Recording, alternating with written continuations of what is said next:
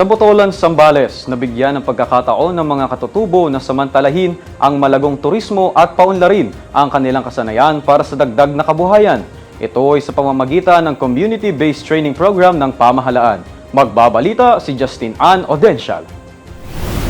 Mula sa tahimik at liblib na bahagi ng Barangay Villar sa Botolan, Zambales, isang lugar na tinatahak ng mga turista patungong Mount Pinatubo ay umalingaw-ngaw ang bagong pag-asa para sa mga katutubo. Pinangunahan ng 69th Infantry Cougar Battalion Philippine Army katuwang ang Department of Trade and Industry o DTI ang isang araw na community-based training program para sa mga miyembro ng Barangay Villars Farmers Association. Mahigit 40 katutubo ang nabigyan ng kaalaman at kasanayan sa paggawa ng kamote chips at banana chips. Bukod sa dagdag kita, hangarin ng programa na itaas ang antas ng kabuhayan sa komunidad sa pamamagitan ng lokal na negosyo, lalo pat ang Barangay Villar ay may potensyal bilang tourist stopover patungo sa Mount Pinatubo. Unang-una po nagpapasalamat kami sa mga bisita namin sa Philippine Army at sa DTI at kay Madam na nagturo sa amin kung paano pa madadagdagan yung kaalaman namin sa pagluluto ng mga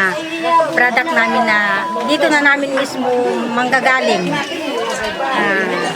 Maraming salamat po at nadagdagan po din yung mga kaalaman namin kung saan namin pwedeng ibenta at kung sino ang tutulong sa amin. Muli umanong naipamalas ng Cougar Battalion at TTI ang kahalagahan ng pagkakaisa para tulungang umasenso ang pamumuhay ng mga katutubo sa kanilang probinsya. Mula dito sa Palawig, Zambales, ako si Sherry Bien, ang inyong kaugnay.